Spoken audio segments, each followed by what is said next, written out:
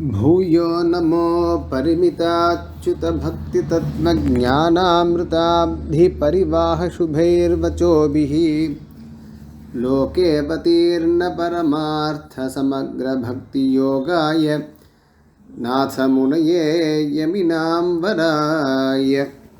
भूयो नमो परिमिताच्युतभक्तितत्त्वज्ञानामृताब्धिपरिवाहशुभैर्वचोभिः लोकेऽवतीर्णपरमार्थसमग्रभक्तियोगाय नाथमुनये यमिनां वराय। अस्मद्गुरुपरम्परायै नमः। नमो नमो यामुनाय यामुनाय नमो नमः। नमो नमो यामुनाय यामुनाय नमो नमः। நம சபாயை. ஸ்தோத்திர ரத்னத்தில் மூன்றாவது பத்தியம் இது. முதல் 2 பத்தியங்கள் மூலமாக சுவாமி ஆளவந்தார் தம்முடைய பாட்டனார் பிதாமகருக்கு தன்னுடைய நமஸ்காரங்களை தெரிவித்தார். சரி, மூன்றாவது பத்தியத்திலேயாவது அடுத்து வேறு ஏதாவது சொல்ல போகிறாருன்னு கேட்டால் மறுபடியும் பூயோ நமஹ அப்படிங்கிறார். யாருக்குன்னு கேட்டால் யமினாம்பராய நாதமுனையே பூயஹ நமஹன்னு சொல்லப்படுறது. ஏன் அப்படின்னு கேட்டால் இது எப்படி இருக்குன்னு கேட்டால் ரொம்ப அமிர்தமாக இருக்கான், அமுதமாக இருக்கான் இந்த நமஸ்கரித்தல்ன்றது. சில சமயம் சில உணவுகள் நாம் சாப்பிட்றச்சே ஒரு ஸ்பூன் அப்படி வாங்கி சாப்பிட்டு பார்க்குறோம், நல்லா இருக்கு, இன்னும் கொஞ்சம் கொடு இன்னும் கொஞ்சம் கொடுன்னு கேட்குறோம். சிலது நம்ம எல்லாத்தையும் இப்படி பண்ணுறதில்ல இல்லையா? அது மாதிரி நாதமுனிகளுக்கு நமஸ்காரம் பண்ணுறது அவருக்கு அவ்வளோ ருச்சியாக இருக்கான். மறுபடியும் ஆரம்பிக்கிறார் பூயோ நமஹ. ஒரு அன்வயம் மாதிரி பார்த்தோம்னா நமஹ பூயஹ நமஹ இதுதான் ஆப்ரேட்டிவ் பார்ட்டு. மீண்டும் அர்த்தம், எக்ஸசிவ்லின்னு அர்த்தம், அகைன் அண்ட் அகைன் அப்படின்னு அர்த்தம். அப்போ நமஹன்னு சொன்னால் நேற்றுக்கே பார்த்தோம், நமஹ வந்தால் யாருக்குன்ற கேள்வி வரும். யாருக்கு நமஸ்காரம்? நாதமுனையே. நேராக அந்த இடத்துல நாதமுனையேன்னு சேர்த்து ஒரு இதுவாக சொல்லிட்டார். நாதமுனையே பூயஹ நமஹ, பூயோ நமஹன்னு சந்தினால் ஆச்சு. அவர் எப்படிப்பட்டவர்? யமினாம் வராய. யமி அப்படின்னு சொன்னால் யமஹ என்கிற அந்த ஒரு கொள்கை அதை உடையவர். அது இந்த அஷ்டாங்க யோகத்தில் வரக்கூடிய ஒரு அங்கம். அது அந்த அங்கத்தை உடையவர். அதாவது ரொம்ப மிகவும் கட்டுப்பாட்டில் இருப்பவர்னு அர்த்தம். தன்னுடைய இந்திரியங்களை எல்லாம், மனசு அதனுடைய செயல்பாடு அனைத்தையும் கட்டுப்படுத்தியவர். அவர் யமின்னு பேர். யமினாம் வரஹனா பெஸ்ட் அமாங் சச் பீப்புள்னு அர்த்தம். ஸோ அதில் இவர் ரொம்ப மிகச்சிறந்தவராக இருந்த அப்படிப்பட்ட நாதமுனிக்கு நமஸ்காரங்கள். வேற என்ன பண்ணார் அப்படின்னு கேட்டால் அதற்கு தான் அபரிமிதாச்சுத பக்தி தத்வ ஞானாமிருதாதி பரிவாஹ சுபைர்வச்சோபிஹி லோகே அவதீர்ண பரமார்த்த சமக்ர பக்தி யோகாய. அதாவது பக்தி யோகம், சமக்ர பக்தி யோகம், பரமார்த்த சமக்ர பக்தி யோகம், அவதீர்ணம். இப்போ இது எல்லாத்தையும் கொண்டு போய் நாதமுனிக்கு அன்வயம் பண்ணோம். என்ன பண்ணாருன்னா பக்தி யோகத்தை அவர் நன்றாக விஷதமாக தெரிவித்தார் இந்த உலகில். லோகேனா அஸ்மின் லோகே, இந்த உலகத்தில். சமக்ரன்ற பதம், பரமார்த்த 2 பதம் இருக்குது. சமக்ர பக்தி யோகம்னு போட்டார். சமக்ர பக்தி யோகம், பக்தி எப்போது பூர்த்தியாகின்றது அப்படின்னு கேட்டால் அதுக்கு ஒரு பலனை எதிர்பார்த்து செய்யாத பொழுது, அதாவது பகவத் பிராப்திக்காக மட்டுமே செய்யப்படும் போது அது சமக்கிரமாக பூர்த்தியாக ஆகின்றது. பரமார்த்தம்னா மறுபடியும் இது சாத்தியமாக ஏதோ பகவான் அடையிறதுக்காக மட்டும் பண்ணல, அடைந்த பிறகும் பகவானுடைய திருவடியிலேயே பக்தி செலுத்த வேண்டும். அப்படிப்பட்ட பாவனையோடு இது சாதன பக்தி அல்ல, சாத்திய பக்தின்னு சொல்ல வந்தேன். சாதன பக்திக்கும் சாத்திய பக்திக்கும் வித்தியாசம் இருக்குது. சாதன பக்திக்கு அந்த பகவானை அடைதல் என்பது பிரயோஜனமாக ஆகலாம், ஆகாமல் போகலாம். ஆனால் சாத்திய பக்தின்னு சொல்லிட்டாலே அது பகவானை அடைந்த பிறகும் அவனிடத்தில் பக்தி செலுத்துவதுன்ற பாவம் இருக்கு இல்லையா? அதுதான் அதை உணர்த்துவதற்காக பரமார்த்தம்.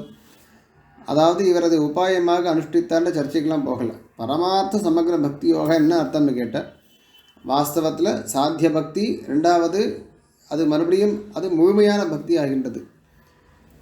அவதீர்ண இதை அவர் மூலமாக இந்த பரமார்த்திகமான சமக்ர பக்தி யோகமானது வெளிவந்தது. எப்படி அப்படின்னு கேட்டால் அபரிமித அச்சுத பக்தி தத்துவ ஞானாமிருதாப்தி பரிவாக சுபே வச்சோபிகி. பின்னாடிலேருந்து போகலாம். வச்சோபிகி வச்சோபிகின்னு சொன்னால் அவருடைய வாக்குகளால், அவருடைய கிரந்தங்களினால்.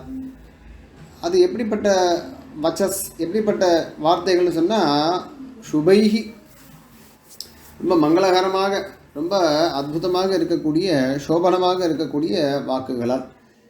இந்த சோபனமான வாக்குகள்லாம் எப்படி எங்கேருந்து வந்ததுன்னு கேட்டால் பரிவாகமாக வந்தது. பரிவாகம்னு என்னன்னு கேட்டால், ஒரு குட்டையோ அல்லது ஒரு ஏரியோ அது நல்லா மழை பெஞ்சு நீர் வரத்து அதிகமாகி அது ரொம்பி வழியும்போது என்ன பண்ணுவோன்னு கேட்டால், ஒரு சின்னதாக ஒரு கால்வாய் வெட்டி விட்டுடுவோம்.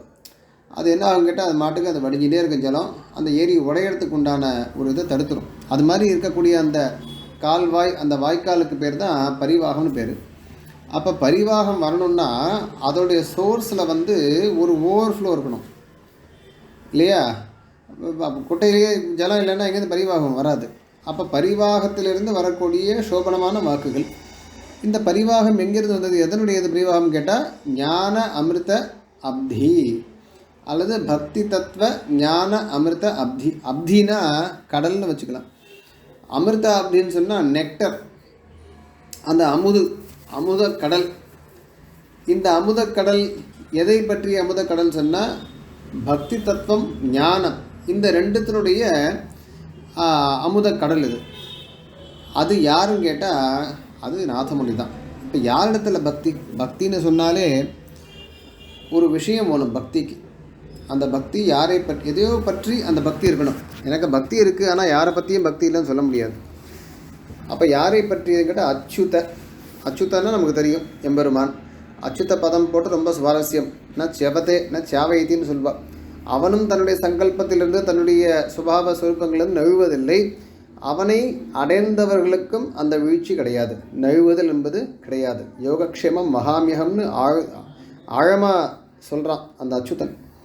அபரிமித அச்சுத. இப்போ இது எல்லாமே அபரிமிதம். அபரிமிதமாக இருந்தால் தான் அது ஓவர்ஃப்ளோ ஆகுது இல்லையா?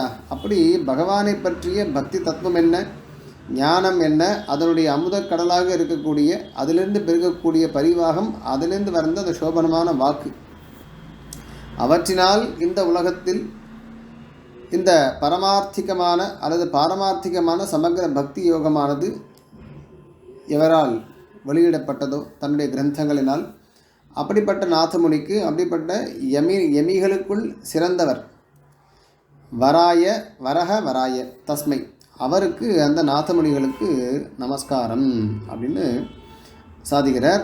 இதில் ஒரு சின்ன அனெக்டோட் இருக்குது நமக்கு.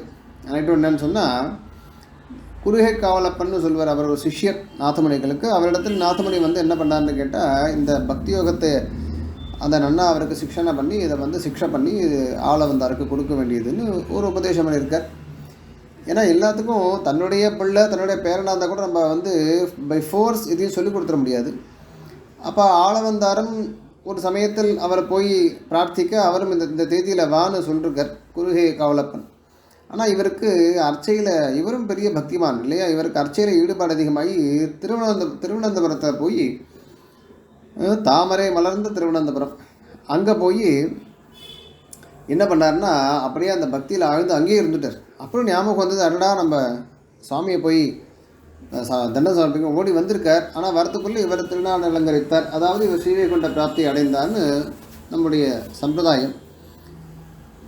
அதனால் அந்த பக்தி யோகத்தை பற்றி நமக்கு முழுமையாக அதுக்கப்புறம் இந்த உபதேச பரம்பரையானது அதோடு நின்று விட்டது. இது பகவானுடைய சங்கல்பமாகவும் இருக்கலாம். ஏன்னா பிரபத்தி நல்லா மேலே மேலே வரணுன்றதுக்காக கூட இருந்திருக்கலாம். அப்படி ஸ்வயம் பிரயோஜனமான அந்த பக்தியை நாதமுனி வெளியிட்டார் அப்படின்னு இந்த ஸ்லோகத்துக்கு அர்த்தமாக இருந்தது. அப்படிப்பட்ட நாதமுனிக்கு பூயோ நமஹா, மீண்டும் மீண்டும் நமஸ்காரம் சொன்னார். ஸோ 3 ஸ்லோகங்கள், முதல் 3 பத்தியங்கள் மூலமாக தன்னுடைய பிதாமகரான பரமகுருவான பிராச்சாரியரான நாதமுனிக்கு தன்னுடைய நமஸ்காரங்களை தெரிவித்தார். அதற்கடுத்து ரொம்ப ஒரு அற்புதமான பத்தியம், 4வது பத்தியம். வாஸ்தவத்தில் அடியன் ஒரு இடத்துல விஞ்ஞாபிச்ச அந்த மாதிரி என்னென்னா, இந்த மாதிரி பத்தியங்களுக்கெல்லாம் மேலே மேலே போனோம்னா அப்ஜெக்டிவ்ஸே போட மாட்டேன்றது. இந்த பத்தியத்தை பாருங்க, இது ரொம்ப அற்புதமான பத்தியம்னு சொல்கிறோம். அடுத்த பத்தியம் போனால் திருப்பி அதே அப்ஜெக்டிவ் சொல்ல வேண்டியிருக்கு. அது அப்படி ஒவ்வொன்றும் ஒன்று மிஞ்சிட்டு போயின்னு இருக்கு. அது மாதிரி எங்கள் வாத்தியார் சொல்லுவார், பராசர முனிவருக்கு ரொம்ப அழகான ஸ்லோகத்தை ஆளவந்தா சாதிச்சிருக்கார். இன்ஃபேக்ட் முதல்ல லிட்ரேச்சரில் கூட நம்ம இது முறையாக பராசர முனிவரை இவர் ஸ்துதி பண்ணியிருக்காருன்னு எங்கள் வாத்தியார் சொல்லுவார். தத்வேன யஸ்சிதசிதீஸ்வர தத்ஸ்வபாவ போகாபவர்க ததுபாய கதிருதாரஹ சந்தர்ஷயன் நிரமிமீத புராண ரத்னம் தஸ்மை நமோ முனிவராய பராசராய. தத்வேன யஸ்சிதசிதீஸ்வர தத்ஸ்வபாவ போகாபவர்க ததுபாய கதிருதாரஹ சந்தர்ஷயன் நிரமிமீத புராண ரத்னம் தஸ்மை நமோ முனிவராய பராசராய. இது நமக்கு நல்லா புரிகிறது. தஸ்மை பராசராய முனிவராய நமஹ அல்லது தஸ்மை முனிவராய பராசராய நமஹா. பராசரஹ, அந்த பராசரஹ அவருக்கு தஸ்மை நான்காம் வேற்றுமை அவருக்குன்னு சொன்னதுனால பராசராய. அவர் யார்? முனிவராய, முனிகளுக்குள் சிறந்தவர் அர்த்தம். வரஹன்றது சிறந்ததுன்றதை காட்டுறது. அப்போது முனிவரகன்னு சொன்னால் அது முனிகளுக்குள் சிறந்தவர் பராசர முனி. அவருக்கு எதற்காக அவருக்கு நமஸ்காரம் பண்ணோம் இப்போ அப்படின்னு கேட்டால், அவர் ரொம்ப ஒரு அற்புதமான கிரந்தத்தை கொடுத்துருக்கார். இவர் எப்படி ஸ்தோத்திர ரத்னத்தை சாதிச்சிருக்காரோ அதுக்கு முன்னாடியே ஒரு ரத்னம் அவர் கொடுத்துருக்கார். அது புராண ரத்னம், அதுக்கு பேர். விஷ்ணு புராணத்துக்கு புராண ரத்னம்னு கொண்டாடுறாரு. ஏன் அப்படின்னு சொன்னால், வியாசர் 1,00,000 ஸ்லோகங்கள் கொண்ட மகாபாரதத்தில் நிறைய விஷயங்களை சொல்லியிருக்கார். அதில் முக்கியமான விஷயங்கள்லாம் பகவானை பற்றியும் அந்த தத்துவங்களை பற்றியும் உபாயத்தை பற்றியும் புருஷார்த்தத்தை சொன்ன விஷயங்களை எல்லாம் பராசரர் என்ன பண்ணாரா, விஷ்ணு புராணம்னு ஒரு கிரந்தம் மூலமாக அதையெல்லாம் எடுத்துக்கொண்டு ரொம்ப அழகாக இதையெல்லாம் சாதிக்கிறார். அதனால் புராண ரத்னம் நிரமிமீத யஹ தத்வேன யஹ, அங்கே யஹ ஒழிஞ்சின்னு இருக்கு. தத்வேன யஸ் சிதசிதீஸ்வர யஹ சித்து அச்சித்து ஈஸ்வர, அதனால் யஸ் சிதசிதீஸ்வர அப்படின்னு எடுத்து. அப்போ யஹன்னு சொன்னால் எவர் ஒருவர்னு அர்த்தம். எவர் அவர்? அவர் தான் இந்த பராசரர். என்ன பண்ணார் அவர்?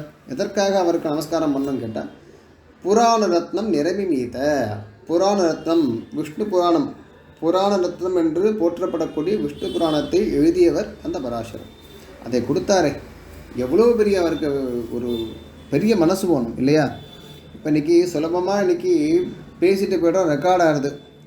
அந்த காலத்தில் திருப்பி சொல்லணும். எழுதுறது இன்றைக்கி கம்ப்யூட்டர் வந்துடுத்து, டிக்டேட் பண்ணால் அதுவே டைப் பண்ணுறது. அப்படி நம்மளால் எழுத முடியல. எத்தனை கிரந்தங்கள் நம்ம நிர்மாணம் பண்ணணுன்னு கேட்டால் ரொம்ப துர்லபம்.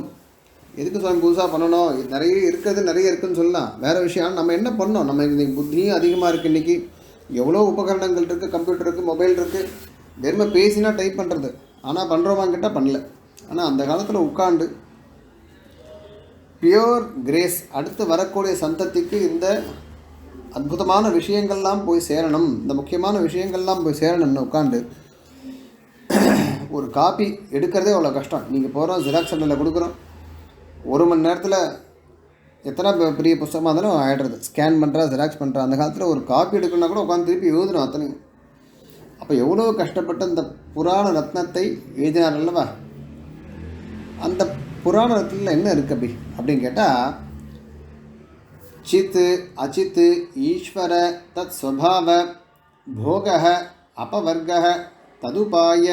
உபாய கதி, இத்தனை விஷயங்கள் அடங்கியிருக்காங்க. சித்து என்ன, அச்சித்து என்ன? சித்துன்னு சொன்னால் சேத்தன தத்துவம். எதற்கு? அறிவாக இருக்கிறது மட்டும் இல்லை, தது உபாய கதிஹி, உபாயம் என்ன, எப்படி அடைவது போன்ற விஷயங்கள் எல்லாம் தத்வேன சந்தர்ஷயன்னு. தத்வேன்னு சொன்னால் தொகும் ஹி வேத்தயதா ததம் அப்படின்னு அக்னியை பார்த்து சொல்கிறோம் வேதத்தில்.